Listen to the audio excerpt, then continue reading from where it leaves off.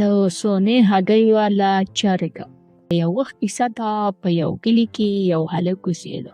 د هغه نوم عمران. عمران ډېر زیات غریب و او د هغه څه کاروبار نه و. دې د وجې هغه ډېر زیات پریشان و.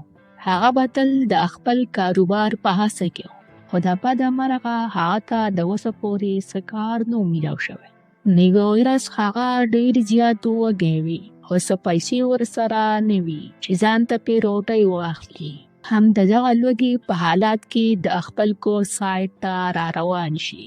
او چې کله خپل کور ته راورسېږي، نو هغه د خپل کور مخې ته یوه چرګه ویني او ډېر زیات خوشحاله شي او وایي چې نن مې د روټۍ بندوبست وشو. بیا دغه چرګه پسې منډې ووهي او دغه چرګه راونیسي او دغه چرګه راوړي او په خپل کور کې د ځان خواته کېنوي. وایي چې زه اوس ډېر زیات ستړی شوی یم، نو زه به ورته لږه دمه وکړم او لږ آرام به حاصل کړم او د هغه نه پس به بیا دا چرګه حلاله کړم او ځان ته به د روټۍ بندوبست وکړم. بیا عمران ویده شي چې لږ څه آرام او سکون راته میلاو شي. هغه ته خوب ډېره زیاته مزه ورکړي.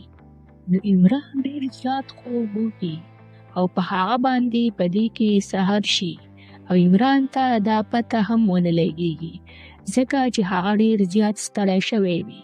او چې کله عمران د خپلې چرګې خیال وکړي، نو د عمران چرګې د سونې والا هګۍ اچولې وي. عمران چې کله د دغه سونا والا هګۍ ویني، نو بیا وایي چې زه به دا هګۍ روزانه بازار ته وړم او د دې سره به زه ډېر زیات مالداره شم.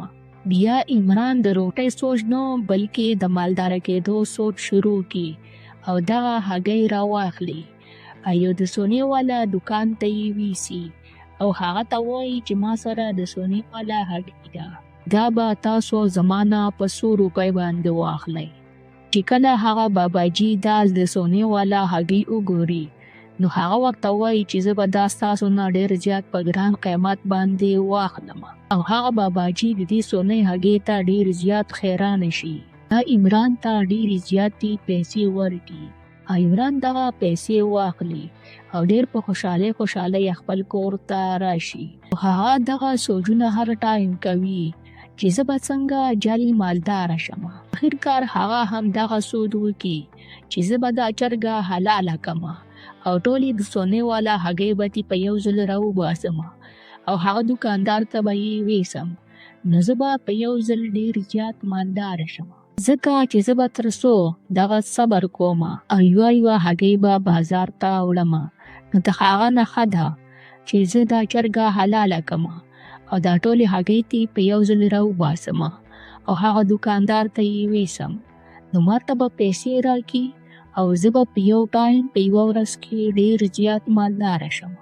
بس عمران ته چې څنګه سوچ راشي، نو هغسې کار هم شروع کړي او هغه چرګه حلاله کړي. خو چې وګوري، نو په هغه چرګه کې یوه د سونا والا هګۍ هم نه وي.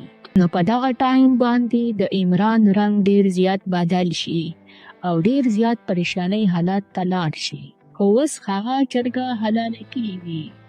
اوس که عمران هر څوک نه هم وجاړي، خو عمران ته یې د لالچ سیله میلاو شوې وي. اوس په هغه کې هیڅ هم نه کېږي. نو تاسو راته ضرور په کمنټ کې ووایئ چې د دې ویډیو نه موږ ته څه سبق میلاو شو او زه در سره هم خپله رایې شریک کوم. زما چې کومه رایې ده هغه دا ده چې موږ تاسو ته پکار دي چې په هر څه باندې د الله پاک نه شکر ادا کړو او په هغه باندې صبر وکړو